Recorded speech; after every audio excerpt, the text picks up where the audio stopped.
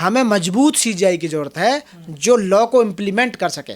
सक्षम का तो सवाल ही पैदा नहीं, सक्षम तो हुए ही नहीं है। सक्षम कहाँ हो गए सक्षम, बताइए। हम वकील हैं, जब तक जातिवाद खत्म नहीं होगा, जब तक टाइटल खत्म नहीं होंगे, जब तक आरक्षण खत्म नहीं होगा। आरक्षण को एक ही तरह खत्म किया जा सकता है कि पहले, सबसे पहले जातिवाद को खत्म करो। जातिवाद, भेदभाव, छुआछूत ये खत्म करो सबसे पहले। और आरक्षण को खत्म करने के लिए जो जितने भी आय के साधन हैं वो समान अनुपात में, जितनी भी जातियां हैं उन अनुपातों में बांटा जाए।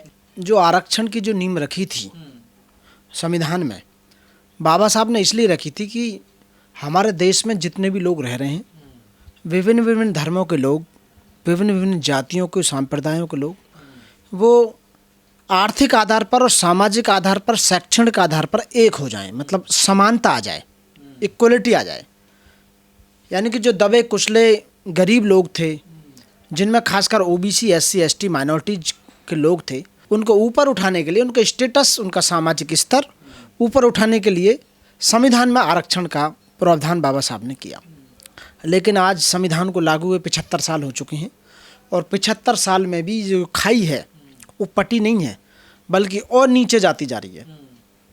और जो रईस हैं वो रईस होते जा रहे हैं, और जो गरीब हैं, जो दबे कुचले लोग हैं, खासकर जिनके लिए आरक्षण की सुविधा दी गई थी, वो नीचे आते जा रहे हैं। साथियों, आरक्षण का मतलब है रिप्रेजेंटेशन होना, सभी क्लासों का, सभी लोगों का, सभी धर्मों का, जितने सभी संप्रदाय, सभी जातियों के लोगों का, हर भारत के लोकतंत्र के प्रत्येक संस्थान में, प्रत्येक जगह, सरकारी संस्थान या प्राइवेट संस्थान या जो भी है, वहाँ सभी जातियों का रिप्रेजेंटेशन होना जरूरी है। तो अमीर बनने वाली योजना नहीं है। अमीर बनने वाली योजना नहीं है। यदि कोई कहता है कि भाई क्रीमी लेयर ये है, तो आरक्षण का जो मेन मोटिव है, जो उसका मकसद है, किस लिए लागू किया गया, उसको आप यदि उसके इम्पैक्ट को देखेंगे, उसके परिप्रेक्ष्य को देखेंगे, तो उसका मतलब ये है कि रिप्रेजेंटेशन होना जरूरी है। और आज तक 75 साल में जहाँ जहाँ आरक्षण मिला, वहाँ रिप्रेजेंटेशन प्रत्येक जाति का, प्रत्येक धर्म के व्यक्ति का हुआ, दबे कुचलों का, सभी जातियों के लोगों का हुआ। और जहाँ नहीं है, जैसे हमारे हाई कोर्ट हैं, सुप्रीम कोर्ट हैं,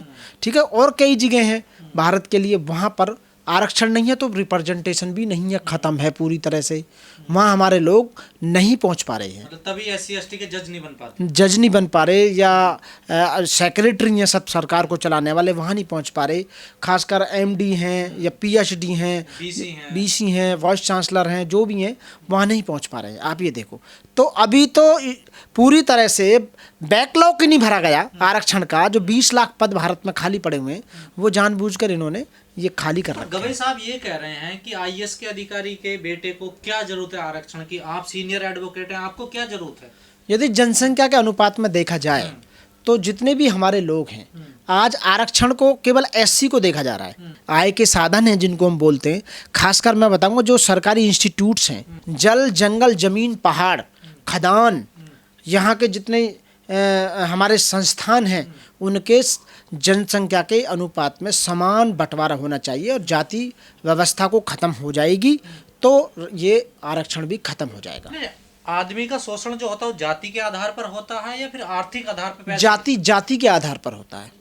तो फिर आरक्षण को आर्थिक आधार पर क्यों जोड़ा जा रहा है? क्रीमी लेयर से क्यों? वो बिल्कुल गलत जोड़ा जा रहा है, उसका तरीका बिल्कुल गलत है। आरक्षण मैंने बता दिया आपको खोल के, रिप्रेजेंटेशन है लोगों का, एक तरह से रिप्रेजेंटेशन है हर संस्थान में, वहाँ हो नहीं पा रहा, इसलिए आरक्षण के बल पर वहाँ जाते हैं सारे लोग। मेरा कहने का मतलब आपको जिनकी बुद्धि में ना आ रहा हो, जो आरक्षण को गलत तरीके से देख रहे हैं, आपके चैनल के माध्यम से उन्हें समझाना चाहूँगा कि जिस तरह से एक घर में 4 भाई हैं और 4 भाई हैं, तो एक आईपीएस बन गया, एक जज बन गया और एक बन गया कमिश्नर, कोई भी तीनों, एक प्रोफेसर बन गया। एक बचा, वो बेचारा अनपढ़ है शैक्षिक रूप से, तो वो गांव में ही रहा है, तो ये 3 तो ऊपर निकल गए, तो उसको स्पेशल प्रिविलेज दिया जाएगा उसे उनके बराबर में लाने के लिए, तब जाके कहीं समानता आएगी। जिस तरह ऊबड़ खाबड़ खेत में, यानी कि आप देखते हो गांव में आजकल खेतों में कंप्यूटर मांजा लगाते हैं। कंप्यूटर मांजे का मतलब है कि वो समतल हो जानी चाहिए पूरी जमीन, ताकि पानी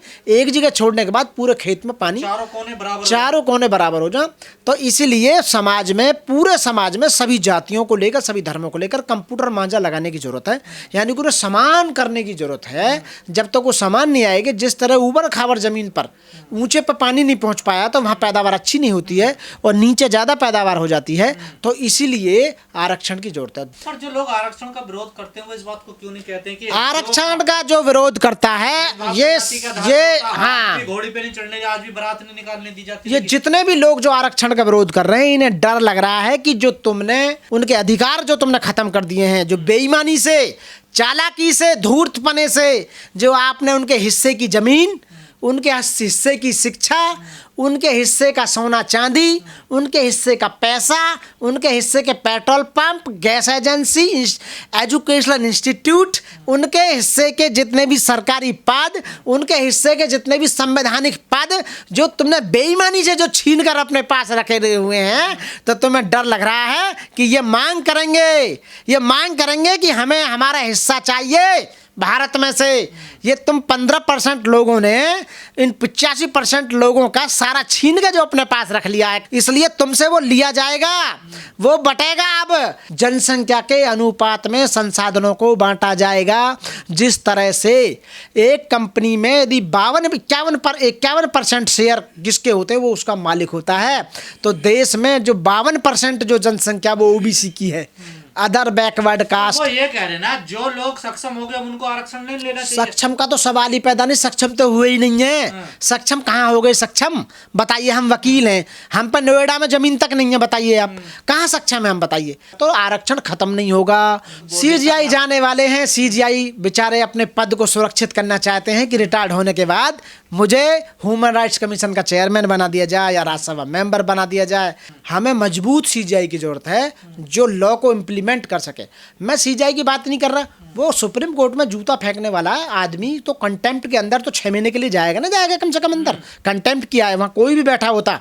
मैं जातिवाद की बात ही नहीं कर रहा। यदि CGI chief justice of India पे जूता फेंका जा रहा है तो कंटेम्प्ट है कोर्ट की, 6 महीने तो सीधा सीधा जेल से बाहर नहीं निकलता। अभियान चलाया जा रहा है कि भारत को हिंदू राष्ट्र बना देना चाहिए, घोषित कर देना चाहिए, तमाम बाबा यात्रा निकाल रहे हैं। देखो, केवल लॉलीपॉप देकर वोटों को लेने का काम किया जा रहा है। हिंदू झूठा हिंदू बनाकर, हिंदू करके केवल वोटों को लेकर बार बार सत्ता में रहना चाहते हैं। आपके सामाजिक संस्थानों को खत्म किया जा रहा है। खतरे में है, देखिए हिंदू खतरे में नहीं है, हिंदू खतरे में नहीं है भाई।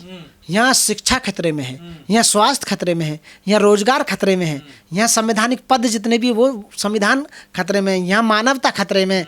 यहाँ लोगों के जो इन 15% लोगों ने जो अपने पास लूट कर रख लिया, इन्हें इस बात का डर है, हमें ये खतरा है कि ये ना चला जाए भाई कहीं। जब तक जातिवाद खत्म नहीं होगा, जब तक टाइटल खत्म नहीं होंगे, जब तक आरक्षण खत्म नहीं होगा।